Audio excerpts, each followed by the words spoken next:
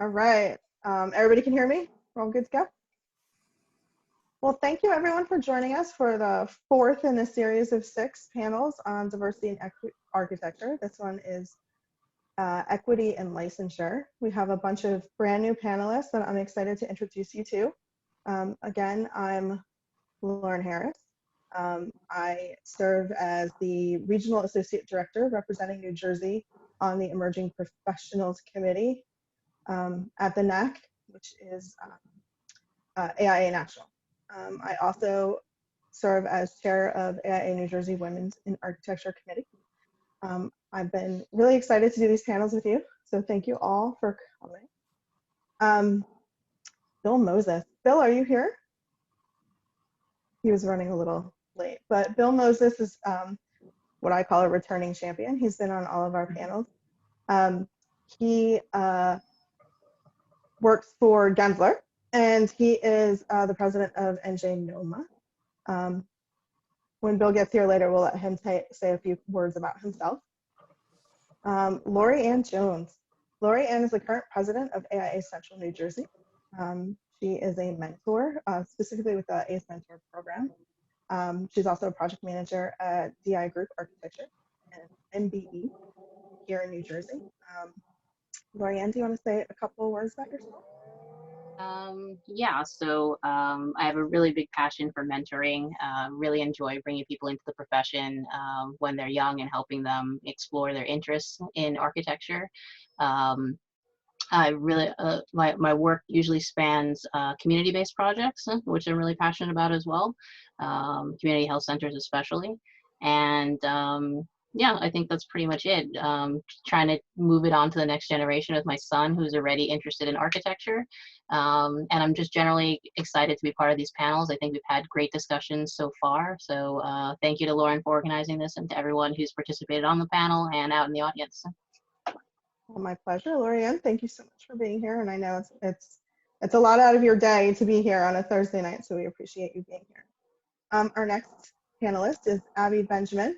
Abby is the AIA New Jersey licensing advisor, so she knows all things Ncarb when it comes to New Jersey, so we always reach out to her whenever we have a question. She's a project architect and a project manager at AECom, and she is having her first baby, so congratulations, Abby. Abby, do you want to say a few words about yourself? Sure. So as the AIA New Jersey licensing advisor, I basically serve as a mentor to anybody who reaches out with regards to getting a NAB degree, completing their AXP, any ARE related questions about getting licensed in New Jersey, and helping licensed architects in other states or countries seek reciprocity in New Jersey. So I enjoyed mentoring within my firm and took it to the next level. Well, we super appreciate you being here, and we do reach out to Abby all the time. So if you do have a question about the ARE or AXP or any nuanced differences that New Jersey has as opposed to another state, definitely reach out to Abby, and you can find her on AIA New Jersey website. Yeah, and if I don't know, I can point you in the direction of somebody who will get you the right answer. Yeah, definitely. Bill Brown is new to our panels, but I think you're going to stay for the rest of them, so I'm excited to have you for the first of the next 3. He is the former president of AIA Newark and Suburban, AIA New Jersey, and New Jersey NOMA. I was excited to find out that you were started working at the age of, was it 9, for your father at Brown and Hale Architects? Yeah, I'm old school. I used to make blueprints. Used to have a cylinder that was about 4 foot high, and the bottom was like a teacup, and it had ammonia in it. So I didn't know any better. I lifted the cylinder up, and the ammonia went in my nose. So I ran out of the office. My father laughed at me, but that was my experience there. But architecture has been in my blood for years. So it's just good. I try to give back where I can. I do a lot of mentoring. I just did the first architectural Zoom introduction to architecture. And I had kids from not only New Jersey and New York, but I had kids in Dallas, Texas, and Atlanta and Virginia, so it was kind of exciting. So I did that for 7 weeks. I also do work for NAACP AXO program, and we have kids from, you compete locally in the state, and then you compete nationally. If you get a gold medal from the state, you go to national. So I'm a co-chair for Maplewood Oranges branch, but I also do architectural mentoring for the kids as well. So I'm glad to be on the panel and join and willing to learn as well. So good to be here. We definitely appreciate having you here with us, and I'm sure that you have a lot for us to learn. So we're excited to hear about it. Our next panel is Christina Rico. Christina Rico is an experienced litigator and an expert bar exam coach. She has her law degree and master's of law in taxation from Villanova. Christina and I have known each other for quite some time, so I'm so grateful that you would come and spend the day with us, because the bar exam is coming up in just a few weeks, so you have some very nervous students that need your help. So yeah, we appreciate you being here. Do you want to talk a little bit about yourself? sure. So I'm licensed in Pennsylvania, New Jersey, and took the bar quite some time ago, and have been basically watching the evolution as it kind of crosses throughout the country. And right now, with the pandemic, we are dealing with so many struggles right now for the bar exam and our licensure. And so I don't know much about the architecture licensing, but I can tell you that the bar exam is completely different from what anybody expected after taking the February exams. So we have February and July, and so July had then moved to April or August, then September, now October. So we are, it is a very interesting time. So I am happy to take some time out tonight. It just means I get to go to bed a little earlier. no tutoring later tonight, but yes, I'm very happy to be here and offer anything I can to the panel. Oh, thank you so much for being here. Simone, can you pronounce your name for me so I don't mess it up? Tsigounis. Tsigounis. Okay. Yes. Simone Tsigounis is a practicing small firm architect and an attorney. And she is very engaged in planning boards, zoning boards, and you're currently running for office. It's freeholder, right? That's right. Yeah. She is a graduate of MIT and Rutgers Law School. We specifically reached out to Simone because very few people in this world have both a career in architecture and one in law. So if anyone can lend us an opinion on what the benefits and successes are, it's somebody who kind of straddles both worlds. So Simone, can you tell us a little bit about yourself? Well, I never really realized how similar both professions are, because we're both in it for the public interest. I mean, we both are doing, both professions are engaged with people, and we want to help people. And I pursued my law degree for the reason that I was very active with local civic engagement, the planning board, the zoning board, then on the council, and now with my freeholder candidacy, the background in the law has actually been an asset. And I'm very, very happy to be here and talk to you later during the program about my experiences with both exams. I really can't say which one was more difficult since I took them so far apart, but happy to lend my input. Thank you for having me. Oh, well, thank you so much for being here. I just want to also point out that Simone and another panelist of ours were able to come in at the last minute. Originally, we had several panelists from the LSAT who were going to talk about test question writing and some other topics like that, but they had since, similarly to the bar exam, have had some troubles. They moved to an online proctoring system, and it is not going well. So they had to excuse themselves from the panel, and we ended up with a different kind of framework for our discussion, but I think one that is even more valuable and even more interesting. So thank you so much for coming, Simone, and for doing it at the very last minute. Michelle Kahn is joining us from Ncarb. She is the Assistant Vice President of Examination. She is also a licensed architect, having a master's degree from Tulane University. She holds an Ncarb certificate, so she also knows what it's like to test herself, but also to create testing programs. And she is obviously our expert in testing. So thank you, Michelle, for being here. Do you want to talk a little bit about yourself? Sure, thank you. I'm glad to be included this evening. So as Lauren mentioned, I'm also an architect licensed in DC, and so I practiced for several years prior to joining Ncarb.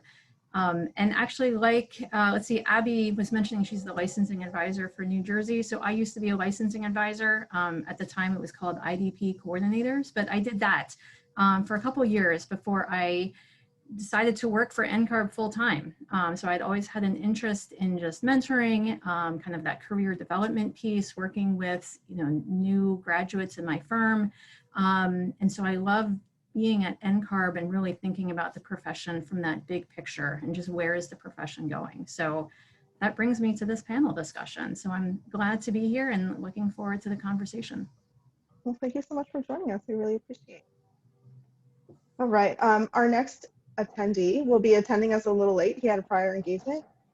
Professor Cassius Peeler is the director of Tulane's Master of Sustainable Real Estate Development, and he is a professor at Tulane University. He's a trained architect and a real estate attorney. So he's both straddling the lines of law, architecture, and academia. He went to law school at the University of Michigan, and I think he has a great background to talk about it. He also was recently quoted in an article, and this is kind of the genesis of the conversation, is Archinect went to him and said, like, maybe we should be rethinking licensure and we should compare it to law. So they reached out to him, and there's an article about it that we'll talk about, and that's one of the reasons why we invited him and framed our conversation the way we did.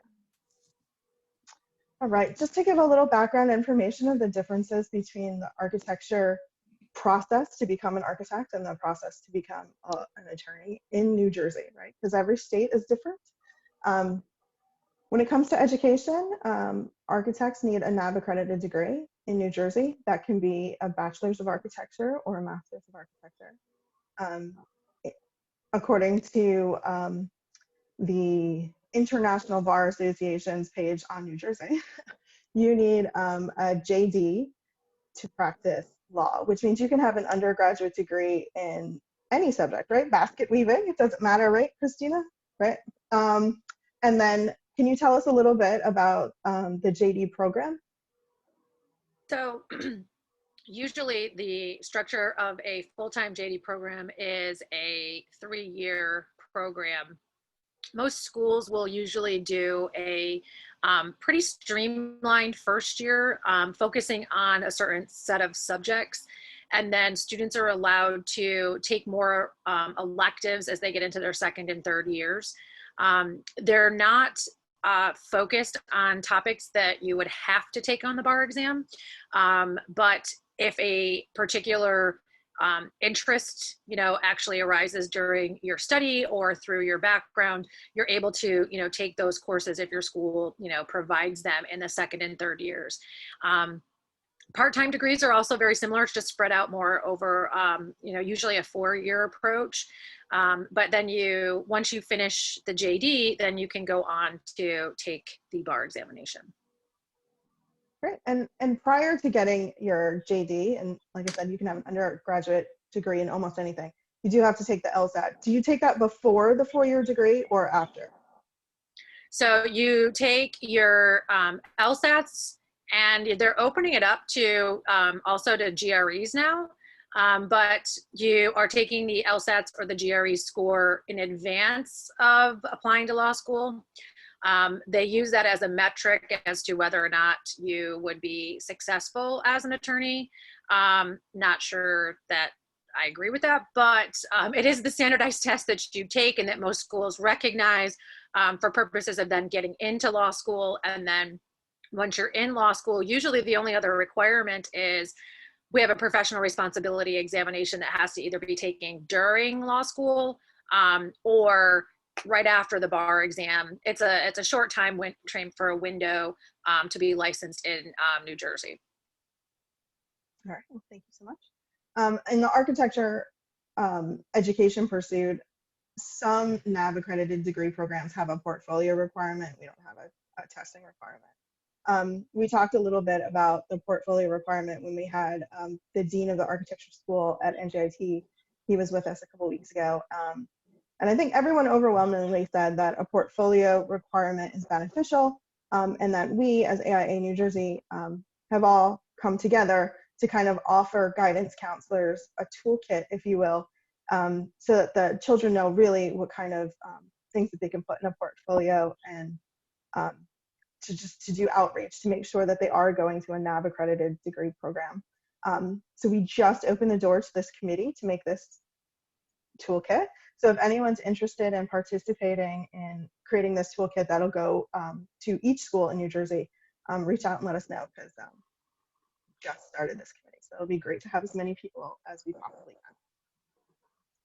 can. So here's the bullet points of the requirements to practice law in New Jersey and to practice architecture in New Jersey. I tried to match them as best as I can on a one-to-one, so you can kind of, you know, do a nice comparison.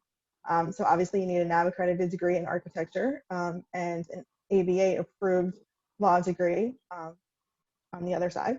You both have to be 18 on both sides. So I guess if you were really young and went to school very early and you were 17 and a half, you would have to wait that few months. Also, they both have morality clauses in both professions. In law, you have to pass the bar exam, the multi-state professional responsibility exam that you were talking about, Kristina. And you have to get a certain score. There's an application and a fee, and I think that's about it. Is that about it? Okay. Yeah. So in architecture, we have the Architectural Experience Program, or AXP, consisting of 3,740 hours in task-specific areas that we kind of talked a lot about last week. But in New Jersey, we also have a requirement that you must be logging those hours in greater than 33 years, which is in 36 months. So not just like 3 calendar years, but actually 3 years. You have to receive eligibility to test after the AXP is completed. That's also another nuanced difference in New Jersey as opposed to some other states. Some other states let you begin taking the ARE straight out of high school. And the other options are basically the same. You have to be 18, you have good moral character, and pay the appropriate fees. So Michelle, do I have all my facts right? Is this good? I will say that it's important to remember that each state can set varying requirements. And so I appreciate that you said, well, in New Jersey, there's some extra requirements there. I think you mentioned that most states you can take the test with a high school degree. That's not correct. Actually, most states you need to have your education requirement completed, whether that's the NAB degree or an alternative to a NAB program. But I think you got the gist of it. So okay, perfect, thank you. So because most people who are attending this panel don't really know a lot about the multi-state bar exam. It's 200 multiple choice questions and 7 essay questions. 6. Very similar to the ARE as far as breaking it down into certain criteria about demonstrating fundamental understanding. Is there anything in particular that either Simone or Christina Rico, you want to kind of talk about the bar exam as like a test? So it's 6. So it used to be 7. So New Jersey was great when I took it because it was, 7 single subject essay questions and no performance test, no MPT. The MPT is a practicum. So it's a 90-minute assignment with a closed universe. So it's changed a little bit. It's evolved to more of a uniform bar. So this is probably going to be something that is different from what you're, doing in architecture, and that the idea more recently within the last, 5-6 years is that there be a uniform bar to allow students to have more transferability for purposes of jobs and things like that. So there are 36 states right now that opted into this uniform bar, and New Jersey is one of them. And so it still consists of the 200 multiple choice questions, 6 essays, and 2 performance tests, 2 90-minute performance tests. That's all changing now because of the pandemic, but it is basically set to test critical thinking. And, can newly admitted lawyers know how to analytically reason and problem solve? And that was the idea behind the bar exam, so that when you had a client come to you with a set of problems, that you knew how to approach them for purposes of being a critical thinker and applying those set of facts and those problems to the law, and in whatever area of the law that you so choose. So when you're licensed, you pass the bar exam, you can open up shop and practice any area of the law you want. You can choose to specialize if you'd like, but technically I can represent someone in family law, in criminal law, in real property, in contracts. There is no limitation. So the bar exam licensure now you can do that in the 36 states, so long as you pass their requisite score and you just waive in. So you pay your filing fee, you waive in, and you're able to practice in that jurisdiction now.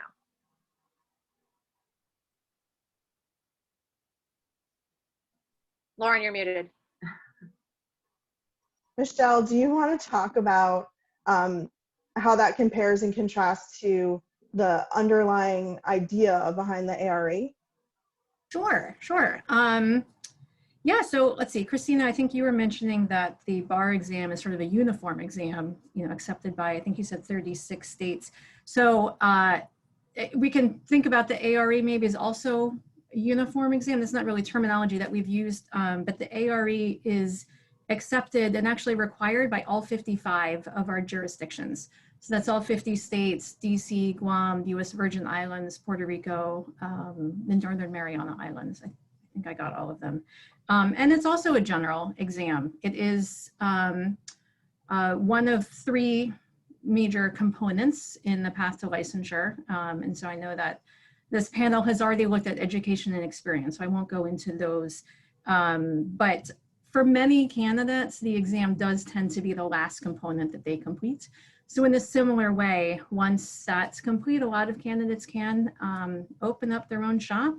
Again, it's that general exam that it's a general license. It's not a license to practice a specific type of architecture.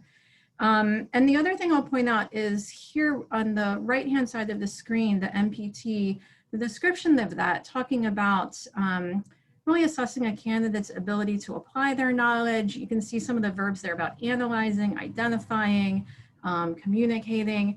It's really similar to what we look at on the ARE as well. So those of you who are currently testing, hopefully have been using the ARE handbook that Ncarb provides to candidates.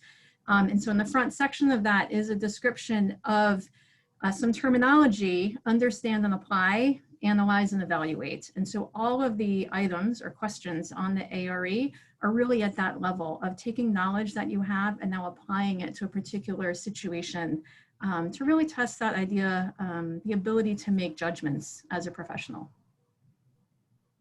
Great, thank you so much, because I think that really helps people understand truly like the background of where everyone's coming from when it comes to testing. So now we're going to get to the fun portion of our program here. So I'm just going to ask everyone who is licensed if you can kind of tell me a little bit about your experience with the tests. And if you are a person who is straddling both worlds, if you can tell me a little bit about both tests, that'd be great. Like, what year did you take it? How many parts was it? How hard was it? So I guess I'll start with Abby, because you start with an A. Sure. So I got my license. I passed my last exam last February, so 2019. And so I did both ARE 4.0 and then switched over to 5. I took 4 exams in 4.0 and passed 3, and then took so I still had I still had PA to make up for my SPD loss in 4.0, and then PPD and PDD in 5.0. So I took a total of 8 tests to get my 5 passes. But it was just, you know, I had to learn both exams and like the caveats of both, like vignettes, and then to the newer, like the drag and drops and the case studies. So there was a little bit of navigating both exams and getting that straight, but then also getting the content. How about LoriAnne? What was your testing experience like? You got me on dates. I'm trying to think that maybe I took it in 2010 and 2011. I got my license at the end of 2011. I caught the last NJ board meeting to vote in favor of my license in 2011. But that was the 4.0, which was 7 exams. I pretty much took the exams based on what I was doing at work at the time. So I was taking loosely based on what I was doing at work at the time. So I was preparing for a planning board submissions a lot. And so I took the site planning exam, and I kind of tried to align what I was taking, which subject I took, with what was going on with me at work until I ran out of ones. And then I just, crammed for those, but pretty much took them in a pretty good clip for a while, and then kind of dragged out the last 2. It worked out really well. I didn't have to do the transition. I was just kind of tightly in the 4.0, and I knew a lot of people that had taken 3.0 and had a lot of issues with the longer period, because I think that one was 9 exams. Yeah, that was pretty much my experience with them. How about Simone? What was your experience with the ARE? So I'm going back to 1995 when it was a pencil and paper exam. I didn't know until this evening that the ARE has numbers now. So it was offered once a year for the entire exam, but building design was a 12-hour exam where you'd come in with your portable drafting table. Bill, you're nodding, so I guess you've been through the same experience as I have. But you took it, if you didn't pass, you'd have to wait till the next year and go back and sit, in basically a hot room in Wayne for me. I did well. I basically got the 2 sections that I failed that I took the following year. I went to the Institute of Design and Construction in Brooklyn and did some tutoring there, exactly, and managed to get through. Law, the bar, I just took that in 2017 when I graduated Rutgers, and I know from Kristina probably, it's the type of exam where you don't want to take twice. You just study 10 hours a day, isolate yourself through Barbri, through help, through tutoring, you can get through it. But just going back with my experiences with the exams, and I think that the one thing that the architects gain when we do get our licensure finally is that we've had the practical experience through our apprenticeship program, whereas with law, many young lawyers are lacking these skills to write and prepare briefs and motions. And I was fortunate at Rutgers to be engaged with the civil justice clinic. And being an architect, I wanted to do landlord-tenant with housing and that type of law. But Rutgers really helped prepare me for the real life application of that law license, which is it's a privilege to have. And Rutgers also had a capstone course, which was part of our curriculum, where they would kind of embody all of the sections of the bar exam. But I just kept telling myself as I was studying for the bar, I took the architect's exam. There's nothing more challenging than that. I can do this. But when it's so many years later, you do you do doubt your capability. But it makes you more determined that you just want to pass that exam. How about Bill? Do you want to tell us about your experience with the ARE? Well, I was agreeing so much with Simone.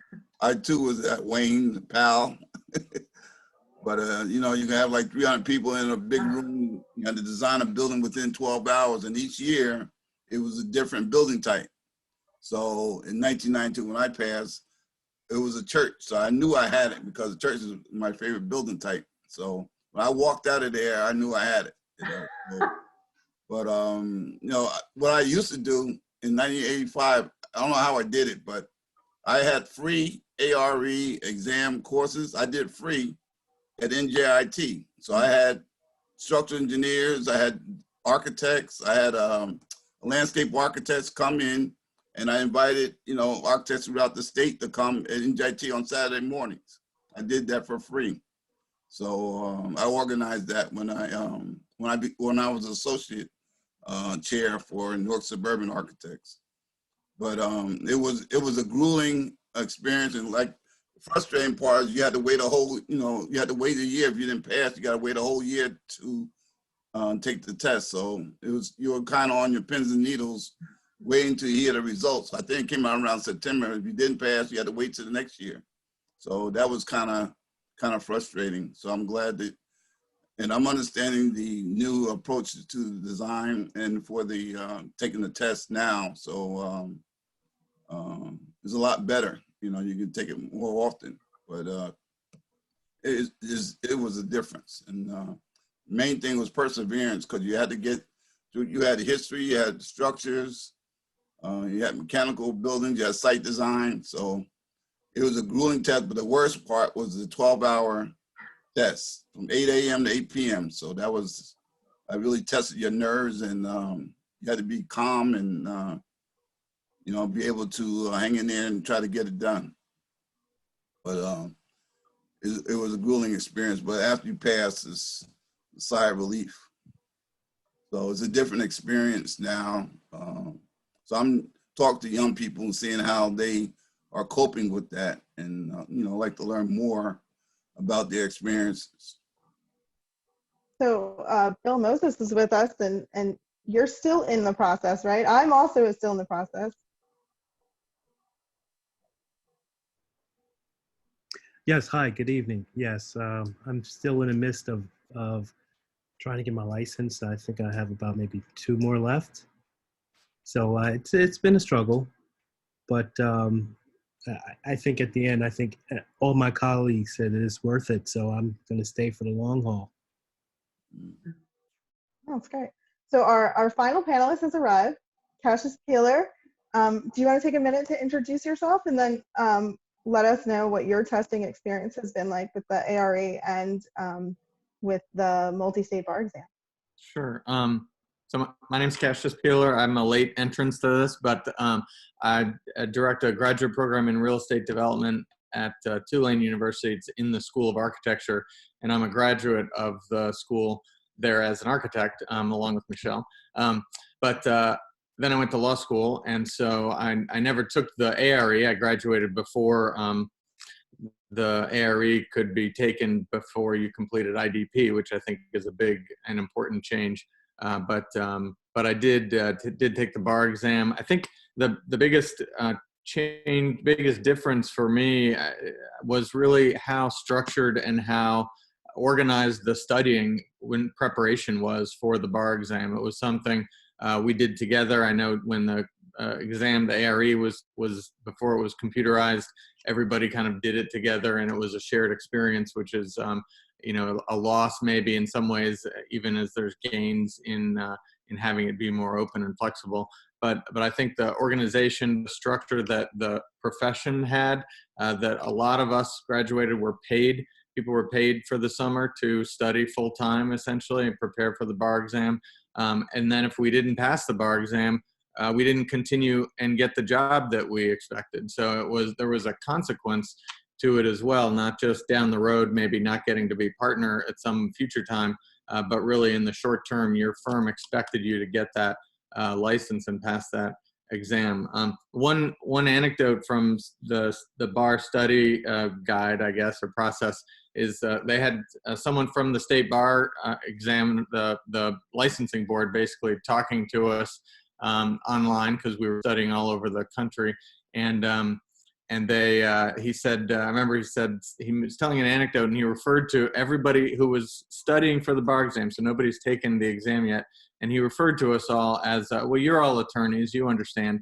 And I don't remember what he was talking about, but because at that moment I just was so shocked that someone from a state licensing board would casually refer to people who were not yet licensed as attorneys, as real professionals. And I think that, you know, that was always a different perception I had, that architecture was really holding people back.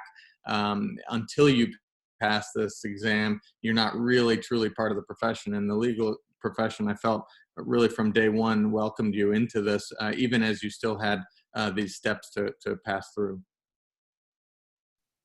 So that's a great point. Like, let's unpack that a little bit. Does any of the other panelists have similar feelings about the architecture profession not welcoming you until you are officially licensed? Well, you can't call yourself an architect till you pass the exam, so that's a rule there. So that So you think it's just a title? Is it a title, or is it also like a part of the culture?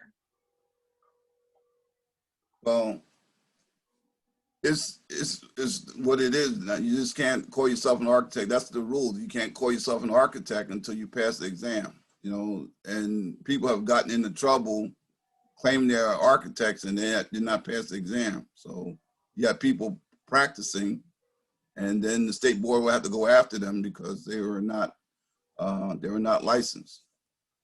And following that thought from Bill, Lauren, I discovered personally that I held off from getting involved with my community until I got my architecture license. I said, oh, well, once I got my license, I approached the mayor and expressed that I'd like to help out, and got involved with zoning board and planning board. So it does hold you back, and it shouldn't. So we should correct this, because we're doing it to ourselves.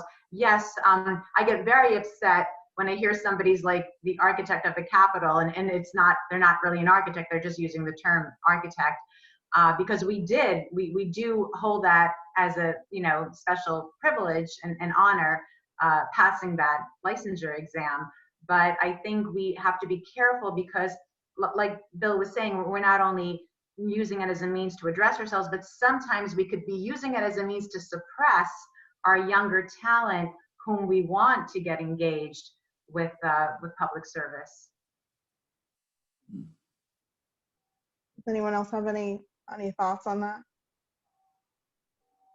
No, I know as a, oh, go ahead. No, certain people are taking advantage of it economically, and that's what, by calling themselves an architect when they weren't, and that was an issue. You know, we had several cases where people were using that title, or using the title of architect, using it for their economic benefit. And the problem was they're taking bread away from the real architects, and taking work away from them. So that was an issue. So let's talk about people in the process of being licensed. We kind of touched upon this subject in a couple other panels about calling everyone an intern, right? So just in New Jersey, the term intern is the term that's allowed by the state licensing board. We as AIA New Jersey and AIA National, and I believe Ncarb, Michelle, right, have tried to offer other potential solutions so that people who are working professionals can call themselves something other than intern. You know, so I guess this is a two-part question. Does it matter what you call them, since you can't call them architects? Or is the fact that we're calling people interns until they finally pass all the sections of their ARE, finally pass through that application process, until they finally get that piece of paper, we're still calling them an intern? You can be an intern up until retirement if you don't actually get been tick all those boxes of all those completion things. So what is in a word? Does it really truly matter? Or is it actually the means that, you know, this panel is all about equity, right? So let's start diving into the real issues. Is calling people an intern holding people back from earning more, from receiving the respect that they deserve? So let's talk about that. Does anybody have any thoughts or ideas? Well, I'll just jump in from the Ncarb perspective. I mean, this is a debate that's been going on for quite some time. And Ncarb, we surveyed all of our jurisdictions that we work with. And I think as was mentioned earlier, there's certain requirements in New Jersey of what you can call someone who's not yet licensed. And similarly, every other jurisdiction has its own set of rules about what you can call someone. In some jurisdictions, you might be able to call yourself an associate architect or a design architect. In other states, you can't use any variation on the word architect. And so that is, I guess, a challenge that it's not Ncarb's place then to offer an alternate term, because our members are truly those member boards. We went through an effort to scrub the word intern just from Ncarb programs. That's part of the reason why IDP has now turned into the Architectural Experience Program, so we don't have that word intern anymore. I mean, I know there are certainly terms. I know when I was, before I was licensed, when I was working at various firms, I was a staff designer, I was a job captain. So, I mean, there are other terms out there. And I do think that there's something, I was actually just on a call earlier today where someone commented on that triumphant feeling of getting to the end of that process. And so there is something sort of special about getting to the end of that and now being able to, you know, have that architect after your name. I can tell you from the legal perspective, the use of the term intern does not have the same connotation as it would for someone who had completed their 3-year law degree. Even if they had not passed the actual licensing exam. So, I mean, I think that and as you were saying it, not knowing about your industry, I do think it does have a negative connotation because it doesn't show that you have, you know, the education. And I compare that to those that are interns in my office, you know, where I practice as a litigator. It doesn't have the same, you know, the same kind of, I guess, the level of experience that I would expect from, I think of a student when I think of an intern. I don't think somebody who has an actual degree. And so you know, what Michelle was just mentioning about the alternate terms, I do think it does sound triumphant because we have the same thing. And even now, right now, a major issue in the law world is limited licensure because of the pandemic. And we're seeing a lot of students that have just graduated and were, you know, planning on taking the bar exam are getting limited licensure. And usually it's right now, many states it's up to 2 years with supervision of a licensed attorney until they can, you know, actually pass the exam. So they can do all the things that a licensed attorney would do subject to having supervision, which is honestly in and of itself is pretty phenomenal for the law world, because we don't have, I think as Simone was mentioning, we don't have a lot of those, the crossover from once you finish law school then to take the bar exam. There's not apprenticeship or residency type requirements or things like that that you would see in other professions. Once you pass the bar exam, that's it. You can go do it, even if you've never, ever once had an experience with a client before. So that's kind of something very different from our exam. There is no practicum requirement that you, like the 3,000 hours, Lauren, you showed on the screen, we don't have that for lawyers. So, and I always say that to students, and when I explain the bar exam and I'm coaching them, I was like, do you understand that your writing has to demonstrate that there is some confidence by these bar examiners that you can actually go out and represent people, that you know how to analytically think and reason. And if they can't see that in your writing on the exam, that's one of the major reasons why you fail. So it is kind of different. So I would say that, yeah, with your question about calling those of you that have, you know, finished your degree and done that interns, I do think it does, from someone who does not have your knowledge, of your licensing and your, you know, your job and your profession, I would say it does have a negative connotation.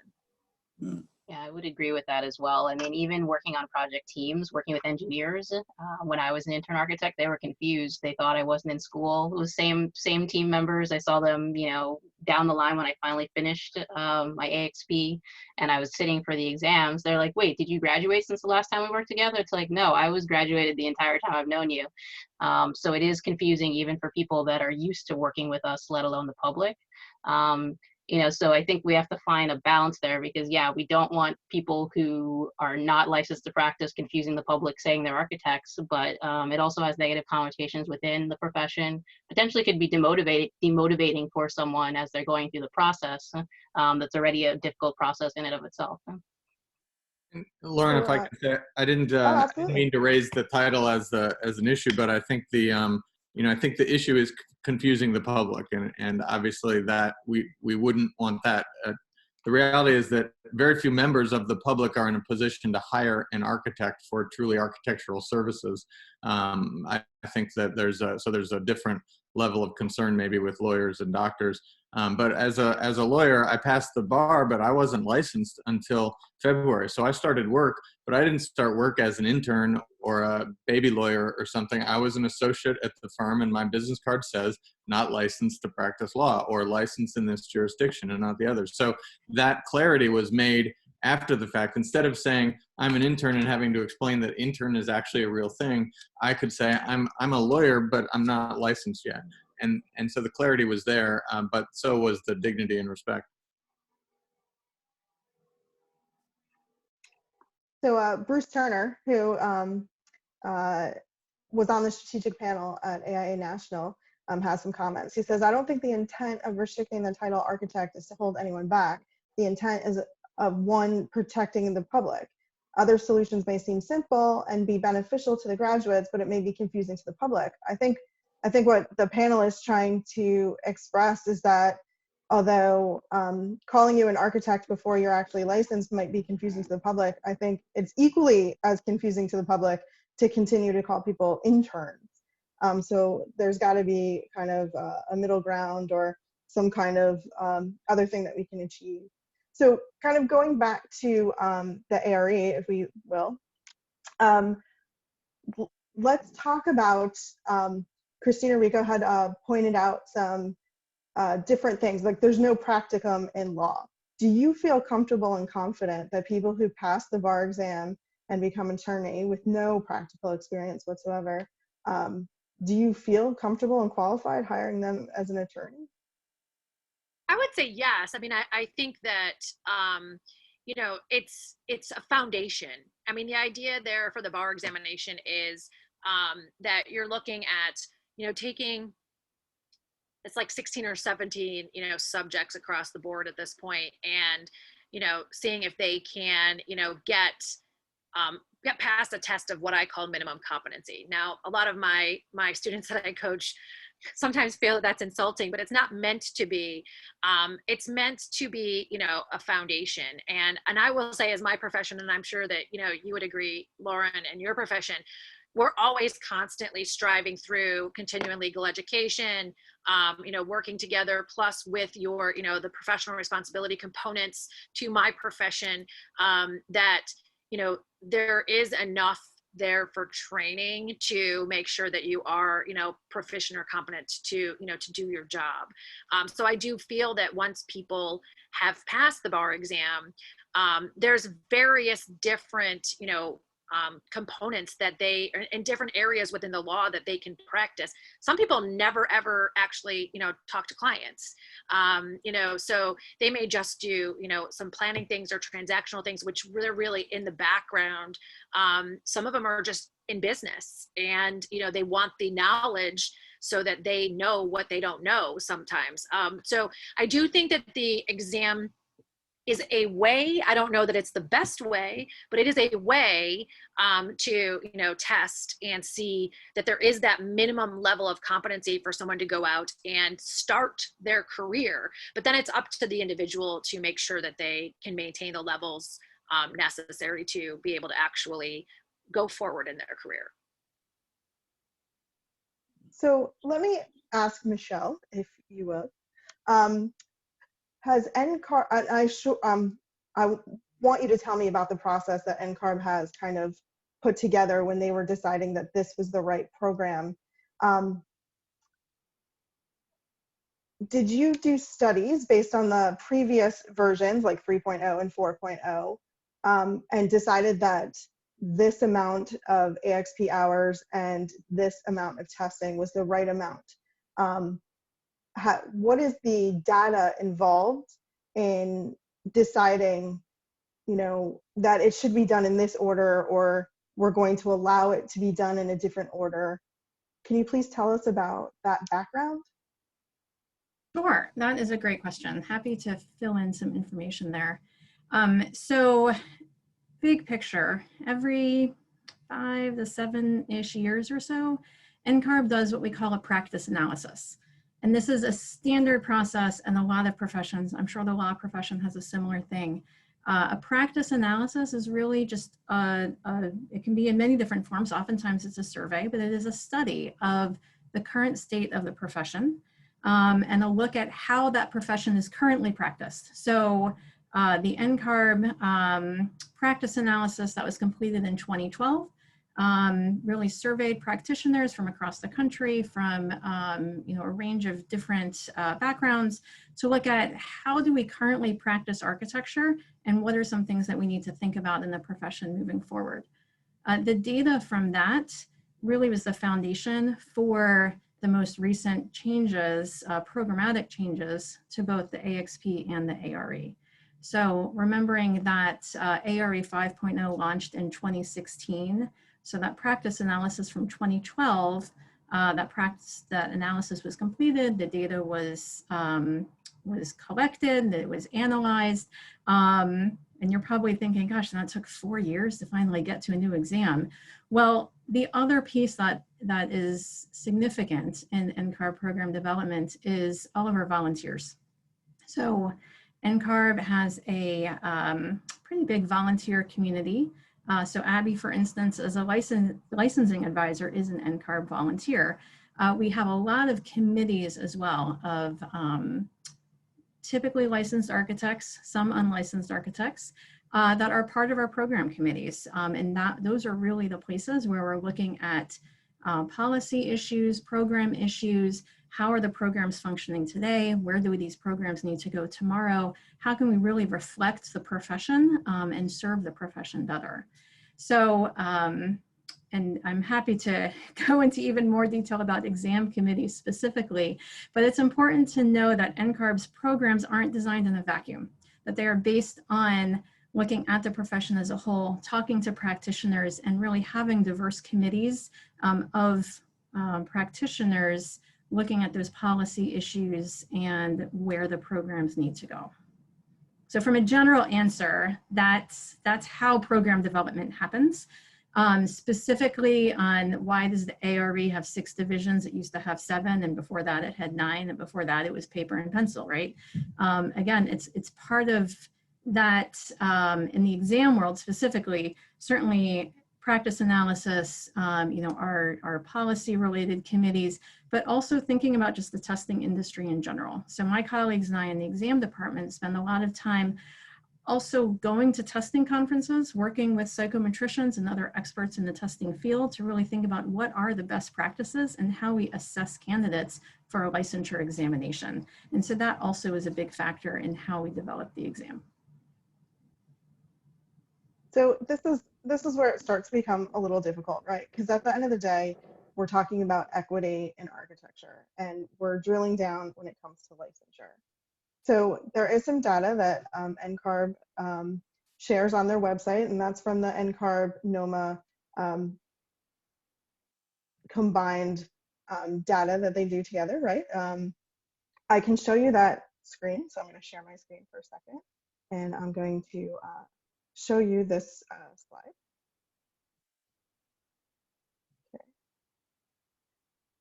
So this is from Ncarb by the Numbers 2020. And this specifically goes to the different process, is what we're talking about, right? You become an Ncarb record holder, and then you start your AXP, and then you finish your AXP, and then you start the ARE. So this is, I guess, the best data that we have from Ncarb, unless, Michelle, you have something a little different, that kind of talks about racial backgrounds as you move through the process.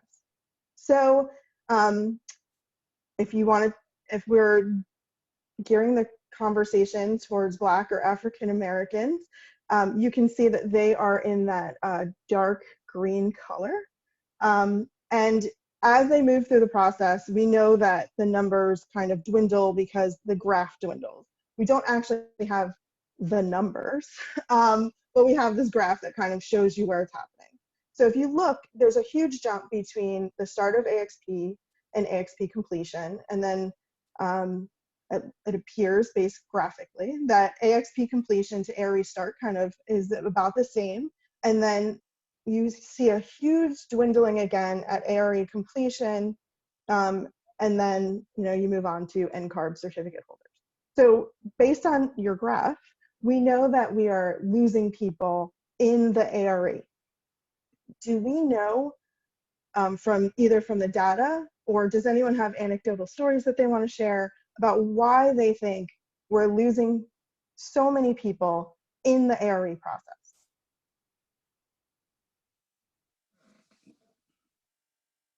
Well, one of the things I think is sometimes people get laid off, the cost of the exam. I was reading that study as well. I'm just happy that Ncarb and NOMA combined and conducted that study, but there's different barriers that affect particularly African Americans about the process, and it creates barriers for them, and it's more difficult, and that's why some of the numbers are dwindling.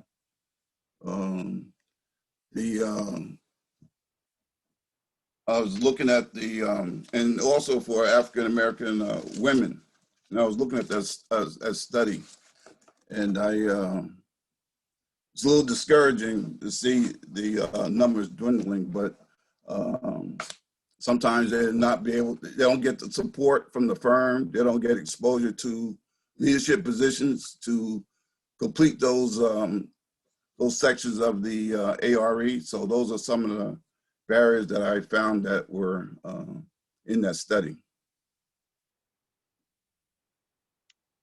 I think those are really great points that you bring up there. As far as the data that you shared, Lauren, yes, that is an excellent source of data to look at. And actually, I just responded to in the Q&A box. I posted a link to our 2020 Ncarb by the numbers. So that's our most recent set of data.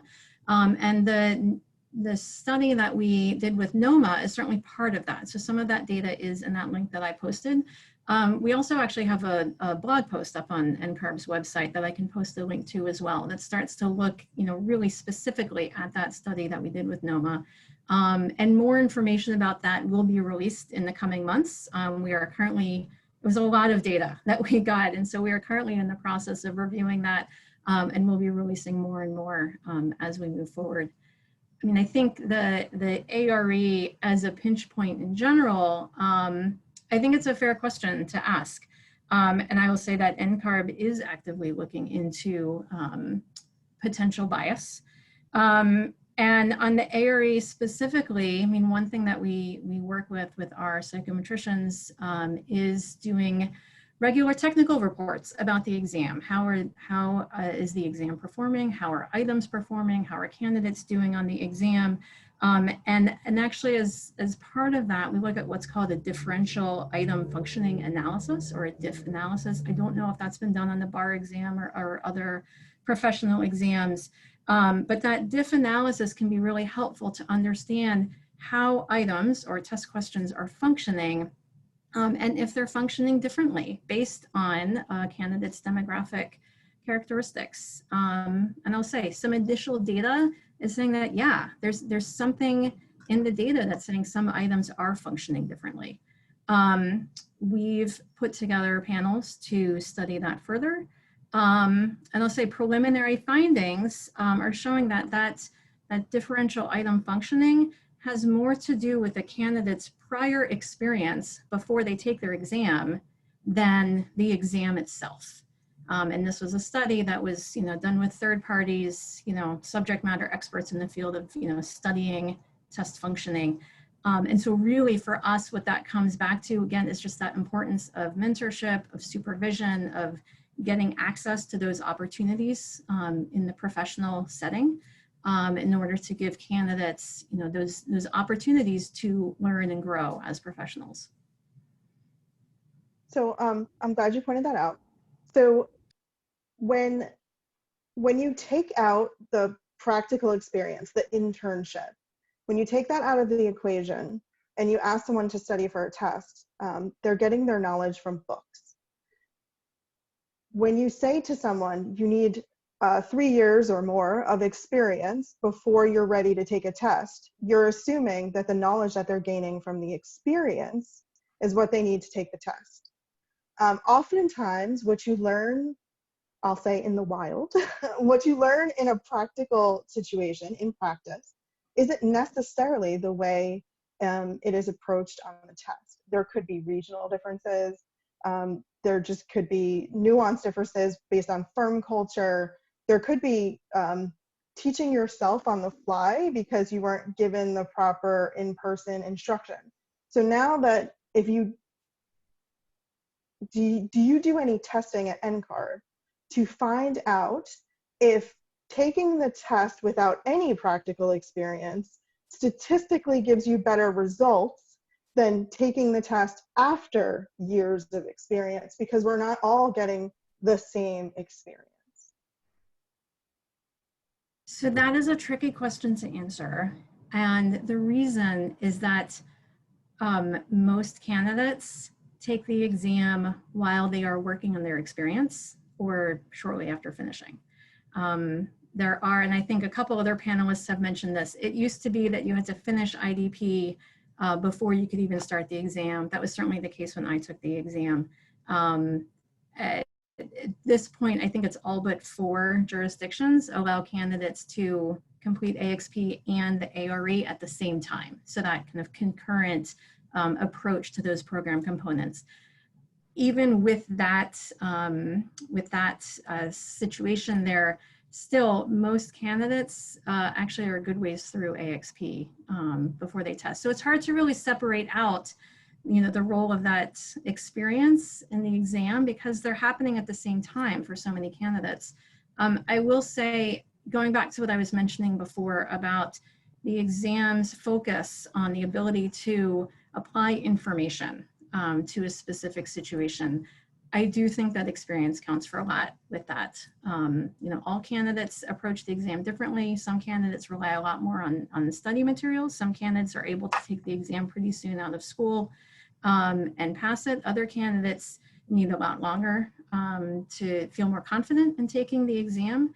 But just the approach on the exam today, and really for the last number of years, is that idea of being able to make judgments as a professional architect.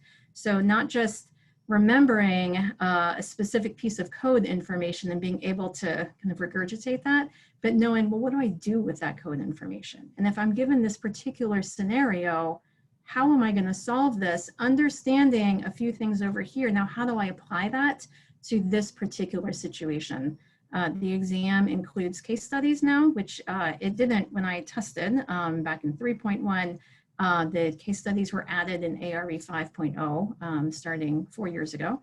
And those case studies are written by volunteer architects from around the country, from a mix of gender, race, region of practice within the country, large firm, small firm. We really assemble a diverse panel of subject matter experts to write those case studies and our items.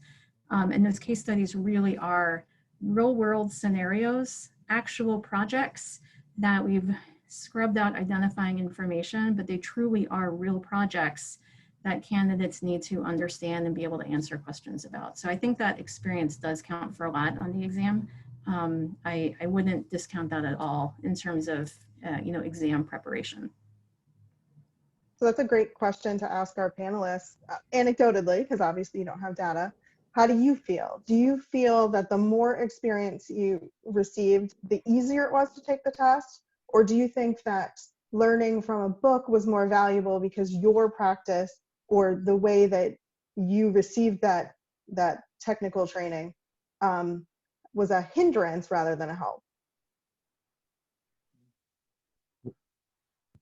Well, for me, I think it was, I've seen a lot of students go right from college right into taking the exams and doing fairly well versus a lot of people like me who had to go to work directly after school in order to make ends meet, in order to pay all my bills. And to find that as I'm taking the exam, it's the further you're away from your structured classes and you know, the everyday routine of being in that realm of taking classes, taking exams, and taking tests, the further you're away from it, I find that the harder it is to sort of like get into that groove or to like be able to study or be able to concentrate. And for me, I think it's a little more difficult the further apart you are from taking the exams from schools. The way how they do it in Jersey, obviously you have to do your apprenticeship before you sit for an exam. And I don't think that's conducive for anyone that's trying to become an architect. I think it sort of hinders your ability to sort of concentrate and maintain a life focus balance between trying to be an architect and trying to live your life and make money at the same time. Mm. That's my take on it. I would agree with some of those points as well, because I think while experience helps in a lot of regards, like William was saying, I think, that curve starts going the other way because, you have more things going on with your life. And so that also makes it more difficult to take the exam, study for the exam. The older you get, you're getting more experience, but you might be married, you might have children, you might have more things going on that are going to kind of take the fact that you have that experience and kind of turn it the other way in terms of studying. And I do think that it comes down to the person in a lot of ways, because some people just are better book learners than they are from experiential situations. And I've seen with the way people have attacked the exam, just some people who can just go in there and do it. I know one person who was taking the 3.0 or 3.1, I don't know what it was called at the end, but they, the Prometric site crashed and they actually had to take that exam multiple times in the same day. And I was just totally impressed with them, because I usually just, go throw all the information in my head, run in there, try to take the exam and hope it works. But this person took the exam 2 times in the same day and made it through. It was a structures exam. So it was one of the crazy long ones, and did it, so I was really impressed with that. But it really depends on the person. And I think, for structures, for example, that's one exam where I see people just lose their minds. They're like trying to study to become structural engineers, and that's not what I think Ncarb's intent is. I think, like was said before, a lot of this is for us to take information and be able to apply it and make rational decisions, because we're not going to have all that information in front of us on a daily basis. It's more, can you make good judgments? And I think that's a lot of what happens sometimes with people taking exams, is that they lose sight of that and they're just focused on, I need to remember this one formula that's only going to answer one question. It's not going to answer 20 questions, and that trips people up as well. So I think a big part of exam success is on our culture as a profession, being able to have support and insight, because it's a lot to figure out on your own. One of the things that was talked about the last time was that when it was this one-day exam, the profession, it was told, kind of stopped and knew that people had to go in and pass the exam on that day. That day was so important, whereas now you're just kind of taking it whenever. Your employers don't know when you're taking it. Their exam, their deadlines in the office and different things going on, and it's not like you can just stop and say, okay, there's this one time I need to focus on this. You could move your exam if you need to, which is convenient, but it also means that other people aren't kind of respecting that space. So I think it's very layered, but you know, it comes down to the person, but it also comes down to our culture of being able to support people to come through those exam dates.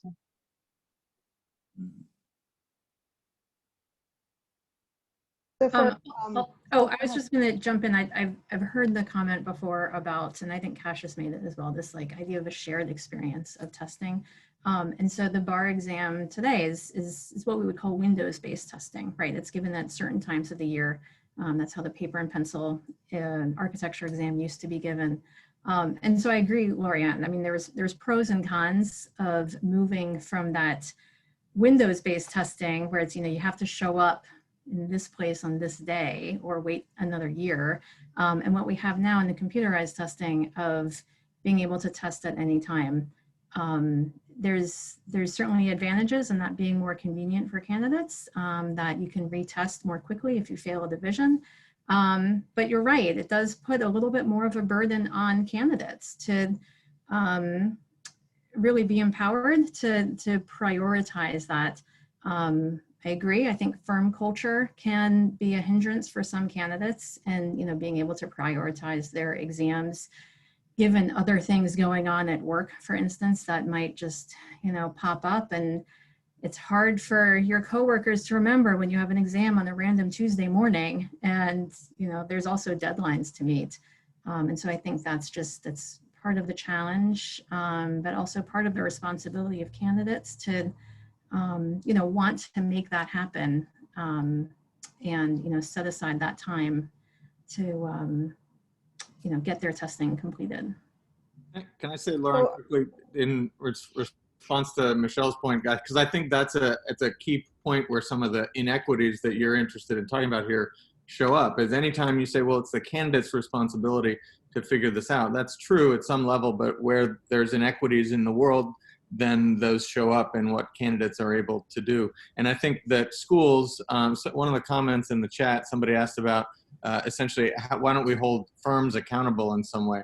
For schools, there are 20,000 schools of higher education in the country, but we accredit 140 of them roughly and say, here's where you should go if you want to get a complete architecture education. We have a single exam that is tested and accredited as in the ways that you mentioned, Michelle, that is a kind of a gold standard. But for the internship experience, we have a kind of a checklist or a scavenger hunt, and anybody who's licensed and can do anything in their firm is accredited essentially to offer this internship experience. And I think that's where a lot of the inequities can show up that affect everybody, not just diverse candidates. Oh, I think that's true. That's there is an accrediting body that's responsible for accrediting degree programs at schools of architecture. The ARE is an accepted standard by all 55 jurisdictions, but you're right. The way that firm supervision happens is often more of a grassroots effort. I encourage candidates when I speak to them at AIA components or at universities to, you know, find those opportunities, you know, make it known that they want to get those opportunities, but also knowing some cases, maybe there's a limited number of jobs in their area. Maybe there's a limited number of firms that are hiring at that moment. You know, that can be a challenge for candidates. I think that's, I hate to keep saying firm culture, but I do think that can be a challenge, and just the opportunities that candidates can access, and which helps prepare them not just for the exam, but really for their future career. And I think that's something to remember too, is it's not just about what experience do I need to pass the exam, it's what experience do I need to just be a competent architect. So this is the crux of the conversation, right? We're talking about systemic racism. And as Cassius pointed out, you cannot fix a system by saying the candidate has to fix it. So what can the AIA or Ncarb or NOMA or any of the larger bodies do to actually pinpoint where those problems are and fix them? So we talked a little bit last week about AXP and how the fact that, you know, your employer is actually controlling whether or not you get those experiences and could make or break your whole career. So in a jurisdiction like New Jersey, where you can't even begin to test until those hours are done. Sometimes that could take someone 8 years or more. Sometimes you have to leave a firm to get those opportunities. But at the end of the day, there's no carrot and there's no stick in the firm. We've set up a system, right, that says that we have part A, part B, and part C, but part B isn't really controlled or overseen by anyone with, and I think Harry pointed out last week, he said, well, it's up to the Aia Code of Ethics. Well, not every firm is an AIA member, so we have very little control over that. And at the end of the day, the AIA is a club, not a governing body. So how do we fix the system to make it fair? So if you are someone who's experiencing systemic racism, we don't stop your career.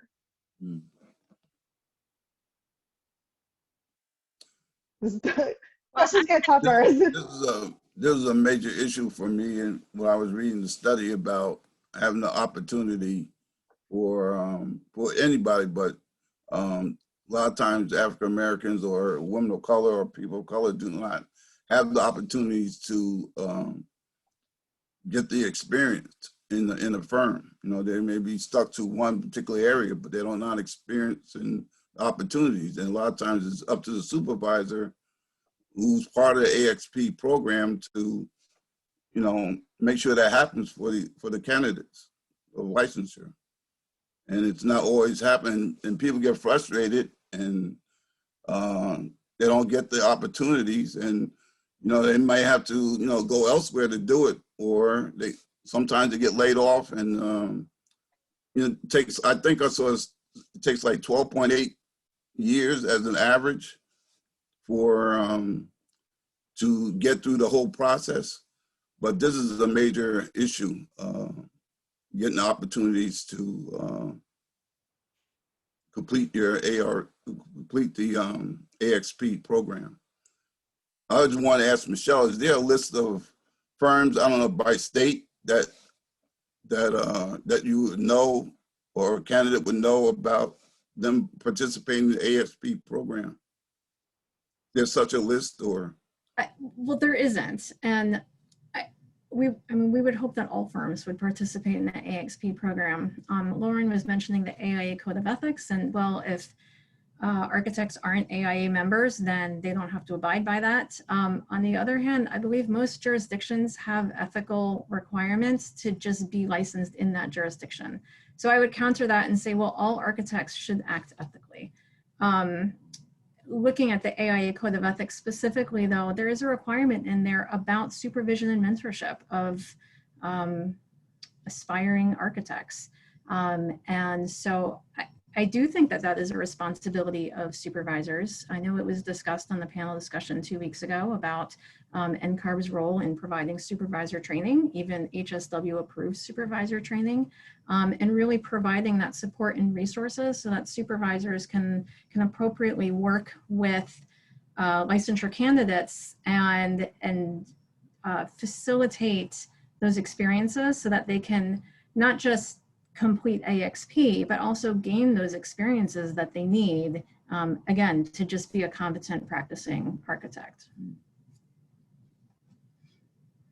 Well, and there's not necessarily a list, but I did just share the link to all of the licensing advisors, because like I volunteer for AIA, but then there's advisors at the university level, and there's individual firm advisors that are just volunteers who, like me, want to help out other candidates. So this might be kind of a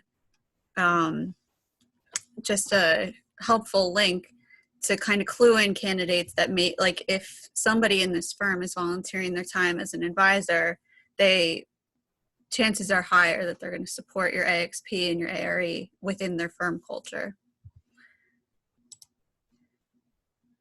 Lauren, So, one of the things, I just wanted to say one of the things that, you know, from an outside perspective, and I'm probably the only one on the panelists that doesn't truly know all the ins and outs of what it takes to become a licensed architect. But I can tell you, one of the things that for purposes of being a lawyer, no one is standing in my way as to whether or not, as a student taking the bar exam, I can become licensed. I don't have to rely on someone to be a mentor to give me and help me get through the checklist of your, the various things that you need to do over your 36 months. No one is standing in a student's way as a lawyer to become licensed. So for us, financially, it's a very expensive process to be a lawyer, to fill in and do all of the requirements and take preparatory courses or sign up for tutoring in that respect. And that, I think, is one of the ways you do see the discrimination. And I'm seeing it significantly now with remote exams, because not everybody is capable of doing remote exams. The bar exam was still for law, was still paper and pen if you wanted it to, or you could elect to do remote. But now everything is remote. So we are definitely seeing a significant disparity of how that's going to impact jurisdictions right now. Because of that, the mandatory requirement that everybody have a computer, that you also have a place where you can take a 2-day or 3-day exam without, being interrupted and having all sorts of artificial intelligence issues and things like that. I mean, those are some of the things I think, as we see that the professional licensing across the board now, as we start adopting more of a virtual exam or remote exam and remote testing, you're going to see that there's going to be even greater inequities at this point because of that. And so I think that that's something that we're going to see as this pandemic, continues. And then the evolution of technology, which I'm all for the evolution of technology, but this is not a tried and true time. We are triaging right now in the law world. But my point was, not one of my students has to have any help from anyone in the practice of law to help them get that degree. They can do that on their own. There is no one, that, if you don't have a firm that's willing to help you, or you don't have it's not dependent on that. Yeah, thank you for that point. We talked a little bit last week that the AIA just surveyed its members nationwide, and we just found out that about 50% of the industry is going to lose their jobs by the end of this calendar year due to COVID-19. So that means that just like we had this problem in 2008 where we lost an enormous amount of talent, we're about to lose an enormous amount of talent. Is there a way, as you said, to triage in the time of COVID? Is there a way to triage, and instead of getting the 37, 40 hours in a practice situation where you're dependent that you're going to get particular experiences in particular areas, is there a way for us to develop a program similar to Barbri or another bar exam prep program, where you can still get certified that you took these classes in this area and that you received the information in these particular areas, but it doesn't necessarily have to be on-the-job training where you're begging your supervisor to give you those experiences. Can we do it in a classroom setting, still maintaining the health and safety and welfare of the general public? So this is a question to all the panelists, and then of course, I'll let Michelle see what she says about that. Can I say, just for law, we went to, 50 states having 50 bars, separate bars, they would follow one component, and pretty much every state except for Wisconsin was doing the 200 question multiple choice test. And then with this uniform bar, 36 states have elected to do a uniform bar where it's just standard uniform law. But then every state can elect their requirements. So New York, New Jersey, they have what you're just suggesting, Lauren, where they're saying the specifics necessary to practice in New York or to practice law in New Jersey, you are required, once you pass that, standardized test, to then take its online training. You pass an exam. The exam is open book, and once you complete those skill sets, you then are able to be, fully licensed in New York. And then if you wanted to transfer and port that score to, say, another, uniform bar jurisdiction, you could do that as well, so long as you now have their minimum score requirement, and then you cross, check off the boxes of whatever they specifically request. So they're doing that already in my, practice of law. And Lauren, before Michelle answers, just because I posted the code of ethics that I believe you're referring to with the AI, not to say that here's the answer so much as to say that even the AI's code of ethics on this point, which I think is generally pretty weak as a code of ethics, but specifically on this point, just says that you shall reasonably assist in documenting the program. So there's no expectation in the code of ethics that you provide time and provide a full experience. It's just if you do provide the experience that you will accurately document it. Sorry, Michelle, I think Lauren's question is more important, but I wanted to say that. No problem. I will, I guess back to Christina's point, I mean, I think similarly to law, each jurisdiction can have separate requirements for architectural licensure. And we've covered that a little bit. I think it's been posted in the chat that New Jersey actually has more onerous requirements than most other states regarding that experience program. And so that is a thing that exists, right? There are different practice, different experience requirements, different states, different education requirements. They all have an education, experience, and examination requirement. Some states will only accept the NAB accredited degree. Other states don't have that education requirement or would allow a candidate to substitute experience for that education requirement. And then, of course, the Ncarb certificate is that process by which a candidate can get reciprocity in another jurisdiction once they're licensed in one jurisdiction. So I think that those pieces are in place there. But I also wanted to go back to something that Kristina had mentioned earlier about, especially now with the pandemic and how that has affected testing and that impact on candidates being able to take the bar exam. So again, another kind of difference there about the bar exam with its Windows-based testing that, well, if it wasn't safe to give the bar exam in June, then it had to get pushed out later and later. With the ARE, I think a lot of candidates are familiar with the fact that test centers were closed for the second half of March, April, and May. But test centers are open now. Some social distancing requirements still apply as required by those jurisdictions, but those test centers are open, candidates are back in testing. And so that's really been great to see that that's not nearly the impediment that it was in the spring. And the other thing about online proctoring, so probably many of you have seen the announcements from Ncarb that starting in mid-November, the ARE will be offered in an online proctored modality in addition to the test center modality. And it is a fair point that, well, what if candidates just don't have the technology at home or don't have that private space at home in order to be able to take a test at home?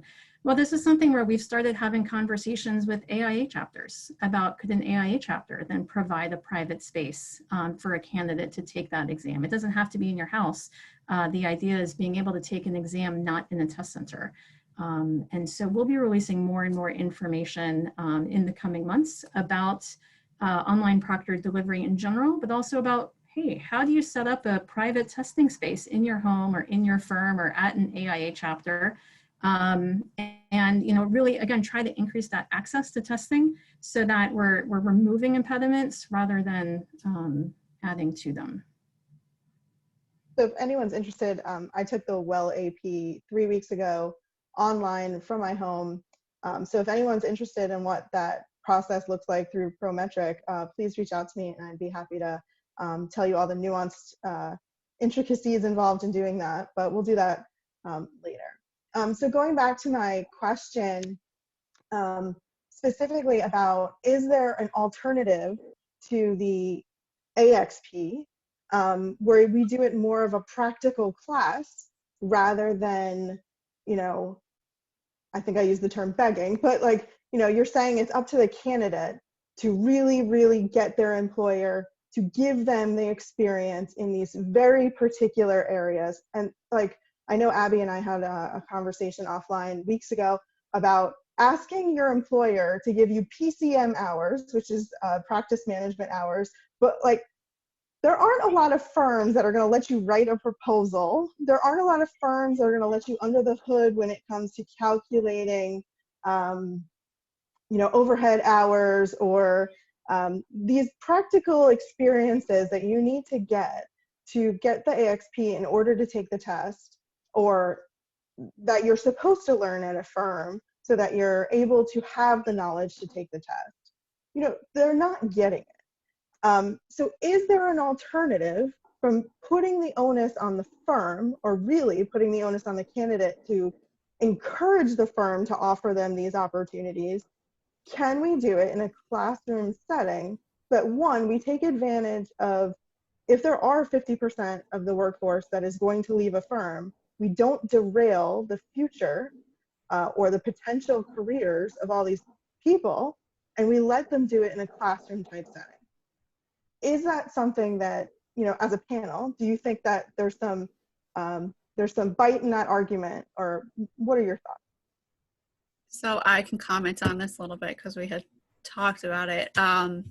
So yeah, particularly with like some of the practice management stuff, it is harder for candidates to find this experience. And like when I've talked to other advisors about it, and we had a at-length discussion about this during the licensing advisors retreat last year, where some of the ideas were, you know, you might not have it right in front of you, but, you know, you might know another architect and this is something they work on. And, you know, can you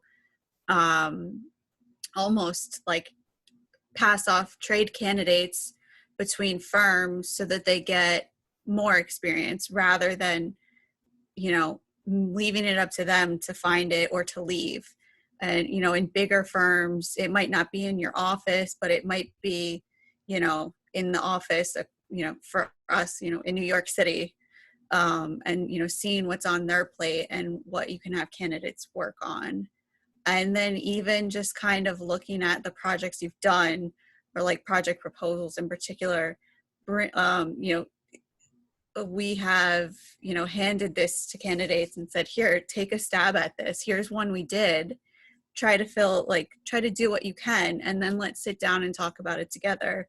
Why did you fill this in? So it doesn't have to be the end piece that your candidate is working on, but it's a matter of getting creative and kind of finding these opportunities. So it's not necessarily possible for all of your experience that you could get it in a classroom setting, but some of these more difficult, you can kind of come up with mock activities, almost like the case studies, and, you know, look at this old project, you try to put a proposal together, but here's what we actually ended up submitting, and now compare and contrast. Those are really great ideas, Abby, and I applaud the creativity and effort that goes into that. I think that's great. And I'll also point out that within AXP, candidates can earn a lot of hours outside of a traditional architecture firm. And so there's a lot of suggestions in the AXP guidelines, which is on Ncarb's website, for just other work opportunities or volunteer opportunities that can be in a related field, could be working in a non-traditional firm, could be working on a construction job site, could be volunteering somewhere. And so I think it's the opportunities are out there, and in some respects it kind of is incumbent on the candidate to find them, but just knowing that there are opportunities outside of a traditional architecture firm where candidates can gain experience, again, towards completion of AXP, but also just really valuable experience for their careers. I want to keep bringing up the culture aspect of this, but I do think, so I think that example that was given is a great idea in terms of kind of working around a basic problem that we have. But I do think we have to also, hand in hand, find a way to address the culture aspect of it. So you'd asked before, what could NOMA, what could AIA, what could other organizations do? I'd really like to see, real deeper information, deeper dives with candidates on what is actually tripping them up, because we're talking about making solutions based on what we're assuming, but we don't know if that is the real crux of the issue. Just looking at the graph that you'd put up before, there are a lot of people starting things and not finishing them. So both categories of things like are a nice big number, let's say a nice big number, but then they get smaller. So, you know, you see people starting AXB, but a smaller group completes it. You say a certain number starting ARE, but then a smaller group completes it. So I would like through these organizations, the ability to find out what's really happening to people, even if it's just anecdotes, but even if better, if it could be factual information on, you know, percentages of people that experience certain things. I think it's really important to flush out where the issue is. You know, we can make assumptions, you know, that a lot of it is, you know, based on you being able to stand up for yourself and not feeling comfortable doing that. We talked previous times about, you know, needing accommodations or needing something from your firm or from someone else, and not feeling like, you know, you've gotten to this point, you went through school, you're doing your AXB, you might not want to ask for something or ask for those experiences because you don't want to rock the boat. You might not feel comfortable doing that. So I think we really need to figure out exactly what those issues are so that we can tailor solutions to that. Because we need to do both, you know, working around the problem until we can fix it, but also at the same time trying to find where the real issue lies for people that are struggling in that way. Lauren, if I can suggest, I think that what you're proposing is fundamentally at odds with the point of the AXB program, and it's experience-based. But I think in any case, Ncarb exists largely to create and facilitate a single standard or a shared credential, essentially, that can work across jurisdictions. Part of what that means, I think, is that it's hard for Ncarb to be the one leading any creative solutions because it affects everybody.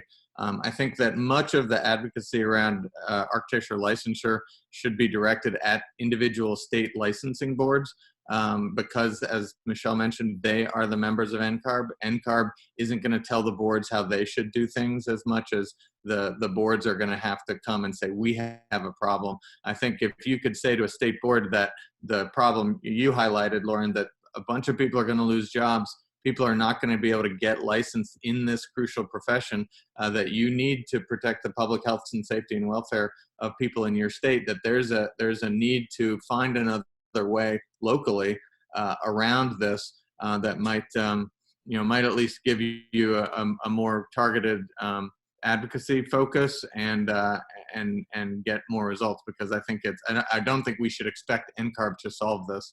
I think we should expect state boards to solve it. I'll just jump in right there, Cassius, and say that Ncarb's mission is to facilitate licensure.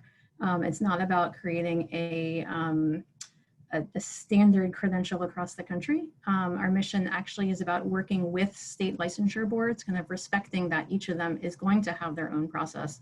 To the extent where we can have similarities across all of those boards, for instance, all boards except the ARE, that's great, and it's a real benefit to record holders and certificate holders in the US. But we certainly recognize that each state is going to have its differences. We work hard with those boards to try to understand the perspectives of them and why one state might require something a little bit different from another state.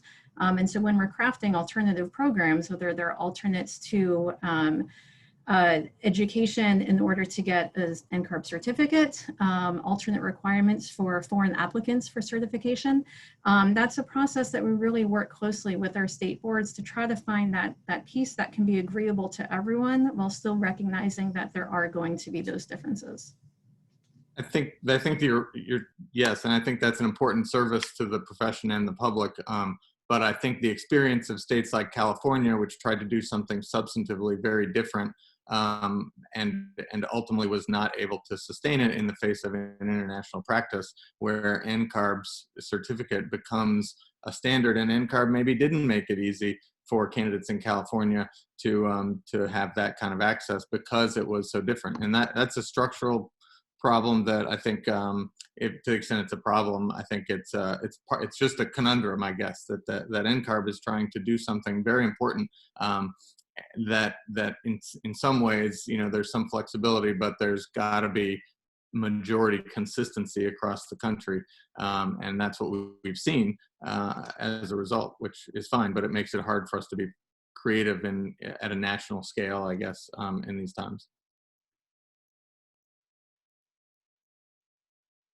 Does anyone else have any thoughts on if the idea is to lobby our state licensing board for unique ideas and solutions? Does anyone have any ideas of what you think that the best way for us to do that, knowing that at the end of the day, our goal is to achieve much greater equity in our profession, especially because as New Jersey, if any state's a melting pot, it's New Jersey. So how are we still having issues of diversity in one of the most diverse states in the country? I was just wanted to ask how, particularly Abigail or Michelle, how can we as registered architects help the younger people who are candidates for licensure? They get stuck in a particular area, they're not getting the help in a particular firm or not getting the experience. What can we do as licensed architects to help them?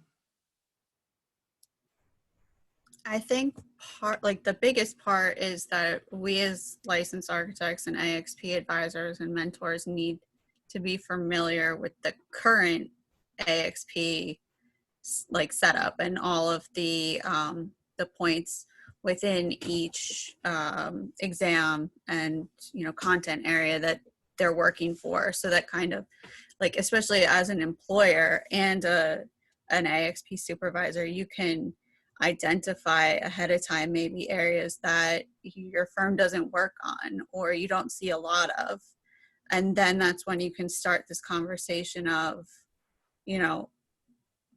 with other architects and how they find that experience for their candidates, or start thinking about ways that you could make it happen.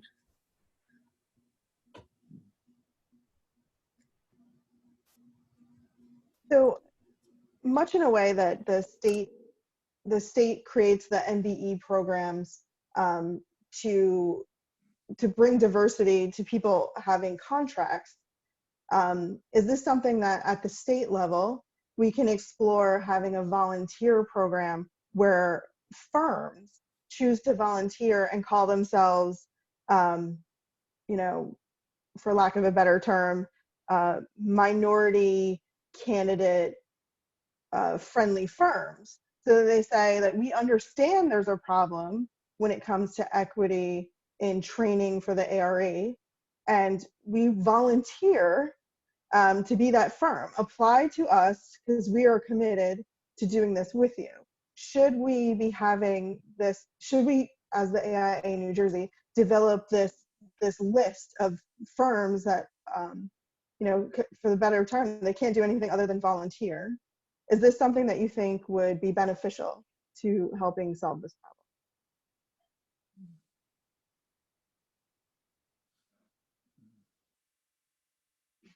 William, what do you think?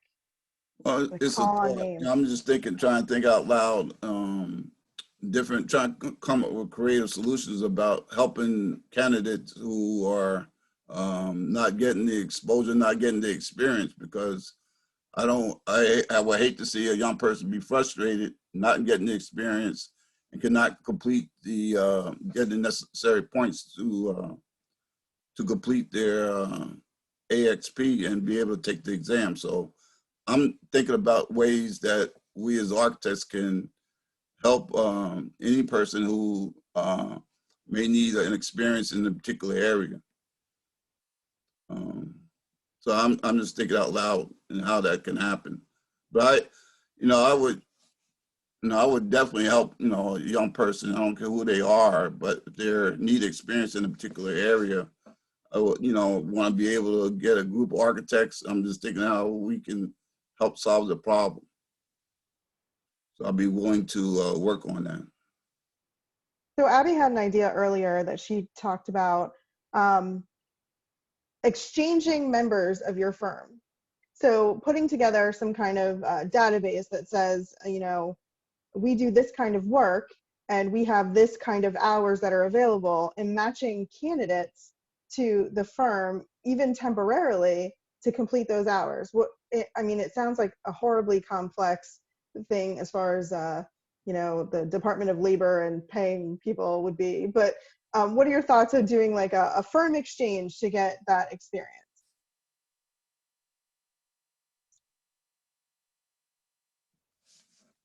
You talking about for me? That's for me. Anyone. I mean, putting aside the complication of, you know, the legal aspects of it, I mean, that I think that helps with firms that are able and willing, you know, and it requires a cooperation from that standpoint of firms that are able and willing. So I think it's a good idea from that standpoint, but I don't know if it addresses the, you know, the issue of firms that just don't give that opportunity. I think that example presumes that a firm understands that they don't have a certain type of hours to give, and this firm over here has those hours to give. So that's already a firm that has a certain mindset that they recognize an issue. But if somebody's not aware of that, they wouldn't necessarily participate in that program. But I do think if there are firms out there that are, if it's more accessible to the candidates maybe, where it says, hey, we're firms that are willing to work with you, help you find experience, we're out and available, come join us. I think that could be a positive thing. I mean, especially even making use of social media could be an item as well. Not the same as where people go and rag on, you know, Target did this, they wronged me, and then Target responds and they give you a whole bunch of stuff. I don't think the architecture community would work that way, but being able to have people promote the fact that they have successfully helped people be mentored, get their hours, you know, like creating a positive culture around the success of the people that are going through AXP or the people that are going through ARE, and having firms kind of also brag about that could be a culture changer. That's something that people are interested in and paying attention to, kind of putting it more out there, because this is something that happens behind closed doors. I think if there's a way to kind of broadcast it out more, that firms are doing something and that's a good thing to do, would help. I'll be supportive of that idea, and really would raise up the architectural community to help our young people become licensed. So I think it'll be a positive way to help them. So I'll be in favor of that. I also believe if we could do some cross-referencing firms, if we did it with some structural and some MEP firms, that would probably be beneficial to a lot of the students. I just want to throw in there that I love hearing all these ideas, and this discussion is actually really similar to discussions that I've sat in on at Ncarb committee meetings. So I mentioned at the beginning of this chat that we have a pretty robust volunteer community, and it's licensed architects and some unlicensed professionals who are the subject matter experts on our committees. And so these sort of blue sky thinking discussions about how can we make experience more accessible to candidates? How can we make education truly reflect what candidates need to know? I mean, these are the kinds of discussions that we have at that committee level. And so I'll just throw out a pitch there to get involved in committees. I mean, this is where a lot of these policy decisions are talked about and made, is, you know, at that committee level. So, you know, Ncarb has a committee application process, and it's great to get some fresh voices in there. For unlicensed architects, we have a think tank where we invite unlicensed licensure candidates to come and share their ideas. We have a different think tank for recently licensed architects to really just kind of focus on what's your experience been, and where can we go in the future. And then the other thing that I do just want to throw out there, because there's a lot of talk on this call about licensing boards, right? And the role of licensing boards in how candidates can get licensed in different jurisdictions, and there's various requirements across the country. The people who sit on licensing boards are mostly architects, you know, on architectural licensing boards. A lot of boards will have a public member, or, you know, maybe another profession that's represented. Some boards will serve, say, architects and engineers, or architects and landscape architects. But that is a great way, again, for architects to just get involved at that local level. Get involved in your state licensing board, really make your opinion heard, find out what's happening at that jurisdictional level. And that's a great way to start understanding more of those details and maybe start affecting change.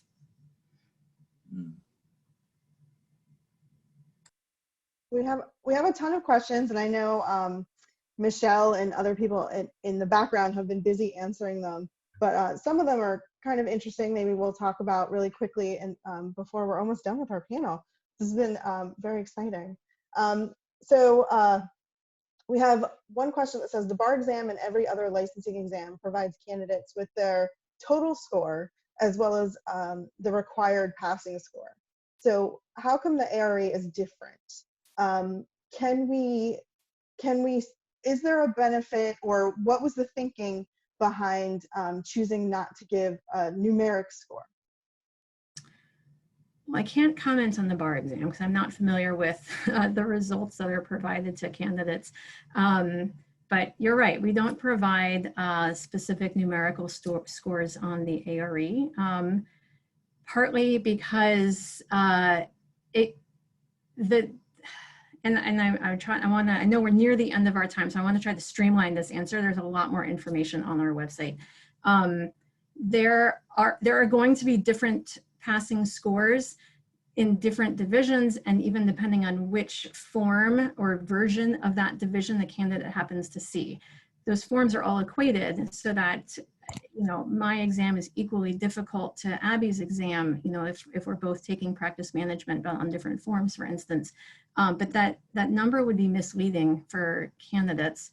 The other thing, and this is where we're really trying to protect candidates, is if we give candidates their score, now your employer is going to know that your score is out there. And I don't think anyone wants to share with their employer that they just barely squeaked by, you know, whereas the person 2 desks away passed with flying colors, right? Because ultimately, the exam is about testing for minimal competency, and that's all that matters.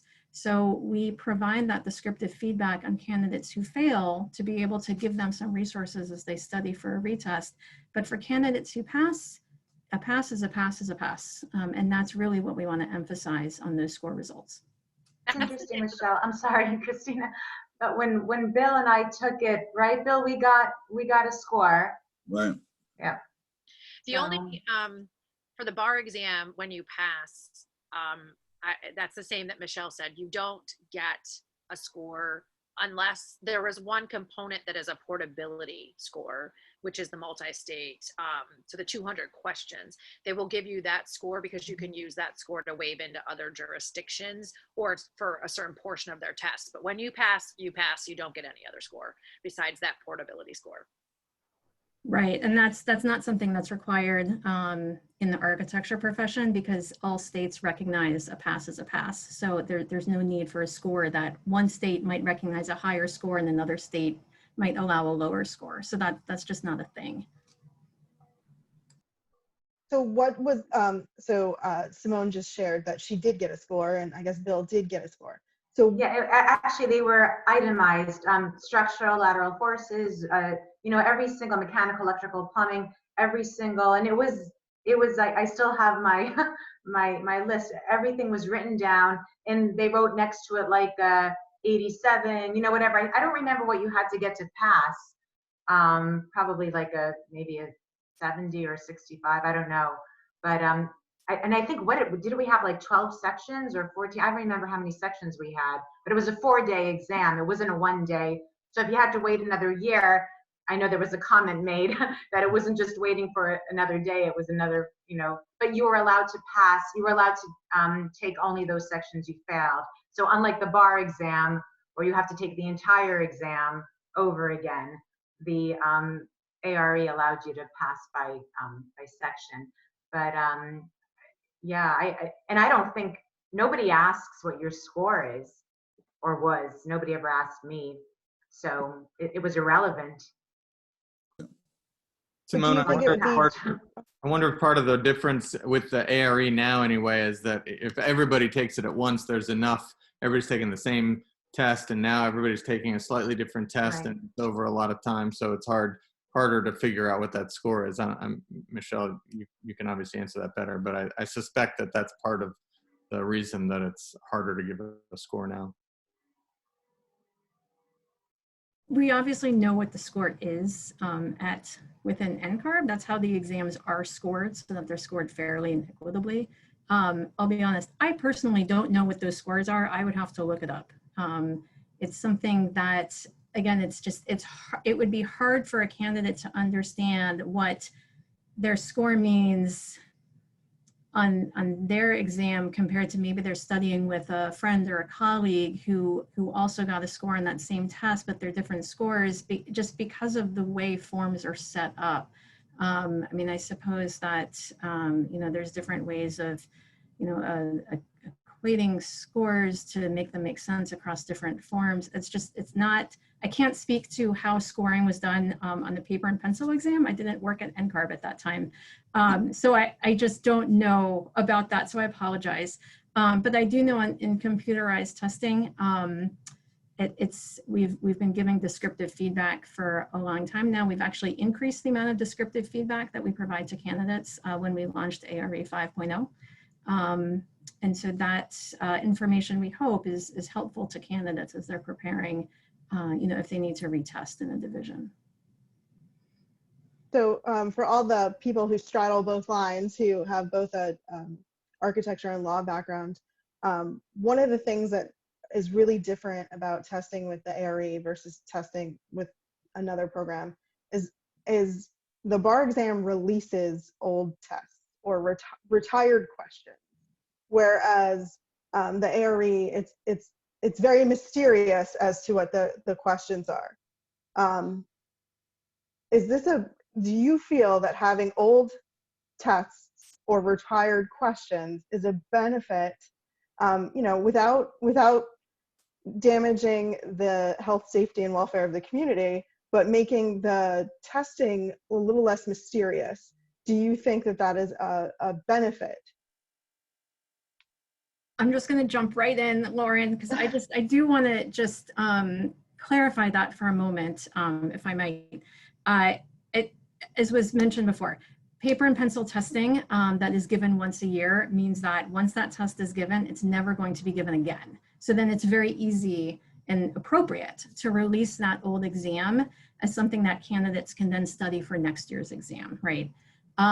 In the world of computerized testing, where candidates can test 365 days a year, there's always test questions that are going to be in the test center. It's a lot harder to release them because they're still active in the test center. We review, I mentioned earlier, we review data on a regular basis about how individual items are performing on the exam. When an item isn't performing well, then we retire it. You wouldn't want us releasing those retired items to study from because they were retired for a reason. They're retired because they're not performing well and they're not reflective of questions that fairly assess what a candidate should know. So there's a reason that items come off of the exam, but then are not released to candidates. We hope that there isn't too much mystery about the exam, and that's why we have a lot of practice questions in our ARE handbook.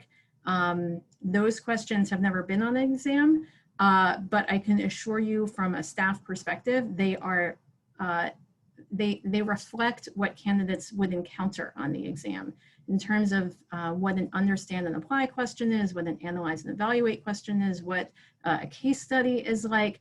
Those are all really representative of what candidates could see. I can tell you we're in the process of expanding our demo exam that candidates can look at and try out before they get to the test center. So there's a lot that we do within Ncarb to try to reduce some of that mystery while, again, still maintaining the integrity of the exam and not putting out information that wouldn't be helpful for candidates. Does anyone else have any thoughts on that? No. All right, so we're a little over, but I'm going to leave everyone with the time to give final thoughts or final ideas on our panel, while I thank all of you for being here. So I guess we'll try alphabetically if I can figure this out. So that means Abby's always first. So I think especially as licensed architects, as far as AXP and ARE are concerned, we have to inform ourselves about what the current standard is and the current, like the handbook for AXP and ARE. And then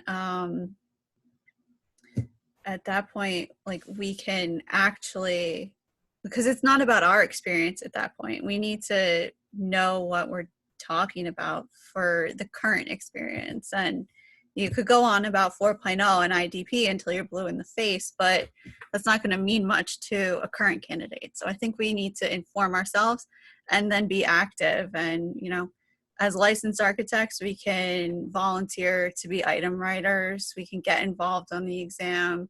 We can be licensing advisors. So there's a lot of opportunity to inject ourselves into the candidate experience. I'll do B for Bill. This has been a very enlightening discussion, but one of the things I would like to explore further is how the architectural community can help the candidates for licensure. But one of the things I'm gonna call my state board and see how I can get involved. And I was just trying to come up with some creative solutions, and I don't want to see a young person be stagnant and not be able to have opportunities to take the exam and not have the experiences. Try to remove that barrier, that roadblock. So I'm trying to come up with some creative solutions how architectural community can rally around our young people, make their path easier, and they won't get frustrated or leave the profession. So I want to delve into that a little further and understand. I'll be talking to Abigail. So, but I want to call my state board and see how we can make a difference in terms of the architectural community. But that way we can try to encourage our young people to be part of our profession. So I always like to encourage them and respect them and support the next generation. Well, thank you so much, Bill, for being in our panel, and I look forward to seeing you next week, and I'm sure our state licensing board would be thrilled to have you. So Cassius, any final thoughts? Sure, Bill, I appreciate, I think the idea of getting involved with your state licensing board couldn't be more on point, and sustaining that involvement, even if you're not on the board, showing up to those meetings and understanding what they're dealing with, building relationships that you can use to advocate for changes that benefit the profession and the public. I think there's ways to do that. I think that students and interns are generally, you also mentioned trying to make it easier. And I think, I know what you meant, but I think that none of us are really trying to make it easier. We're trying to make it more relevant and more accessible. And sometimes that means, you know, looking at different alternate ways to get the same kind of credentials or experience or demonstrate the same abilities. And I think that where architecture licensure is irrelevant, people don't get licensed. And I'd like to make architecture licensure far more relevant. I think the difference in law is that there is a breadth of places where you can go where that license is relevant. And so people would do whatever they needed to do to get licensed in law. And I think the same is true for young people in architecture, where the license seems relevant. They will broadly find a way. We may still have the inequities that we're talking about here that are important, but I think that's been how I've thought about it anyway. Thank you. All right, Kristina. Well, I just want to thank you for, you know, giving me the opportunity to be here today. I have learned so much more about your profession, Lauren, and the licensing that I had no idea the hurdles that, you know, your industry goes through. And I think we're going to, you know, and I'm sure that this does happen on, you know, the licensing levels, in the sense of, like, you know, the boards, you know, really do look at what other, you know, professional industries are doing too. And I do think there's a lot that can be learned from each, you know, industry. And I'm sure that they actually do, you know, kind of cross over and coordinate in some respects, but this has been very enlightening. And I thank you for, you know, bringing me here today to listen and, you know, to also contribute. Oh, I appreciate you being here. Thank you. LoriAnne. Yeah, I echo the same comments, similar comments. Really appreciate the discussion and all the things we've been able to learn with the different groups of people on the panel and all the activity in the chat and the Q&A. You know, I really like the idea of these things being multi-pronged. You know, we talked at the last discussion about volunteerism, especially as it relates to State Board and Ncarb. I forgot to contact Ncarb the last time. I took a moment to contact and reach out to Ncarb for volunteering opportunities during the panel. I hope other people out there are doing that as well.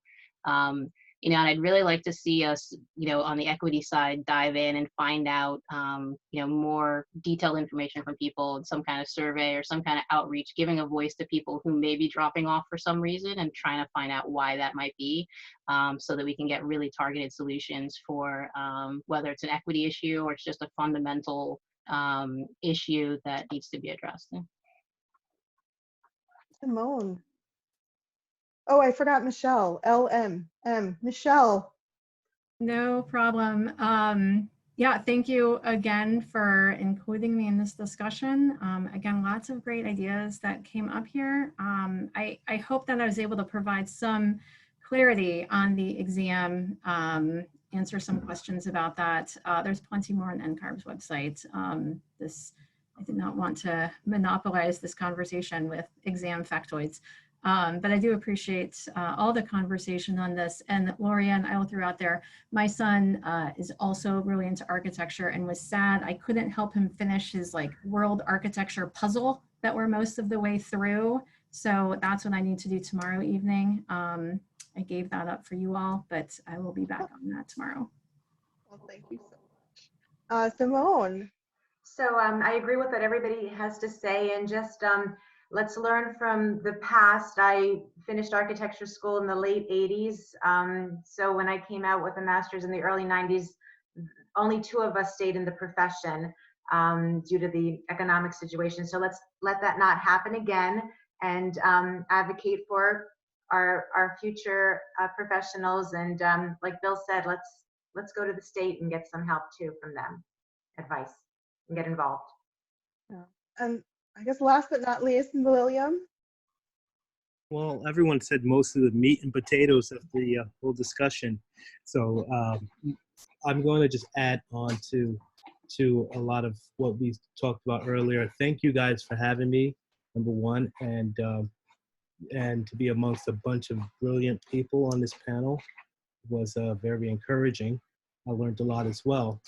I think support is our key. From my standpoint, I feel as though that getting the support from the firms, and not only just financially, but also in terms of materials, getting support from schools and mentorship is very key. You know, once you get to a certain point, you feel that everything is so stressful, you feel discouraged.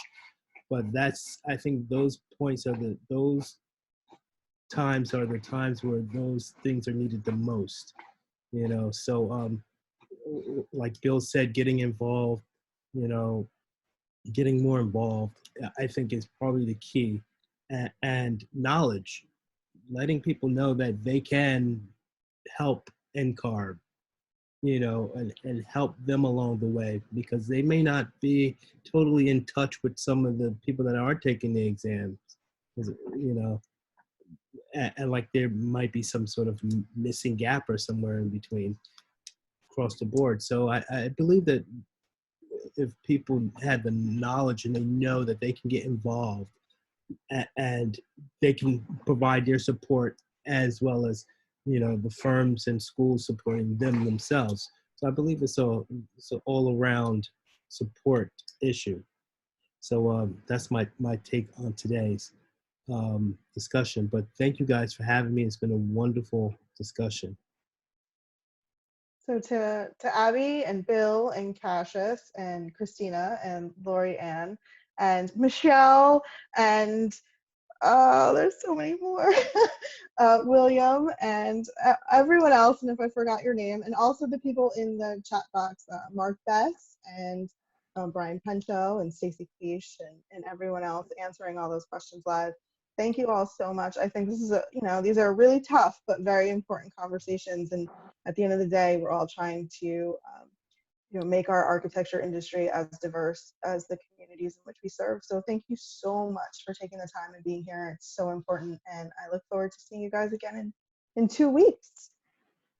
So thank you so much, and enjoy the rest of your week. Thank you.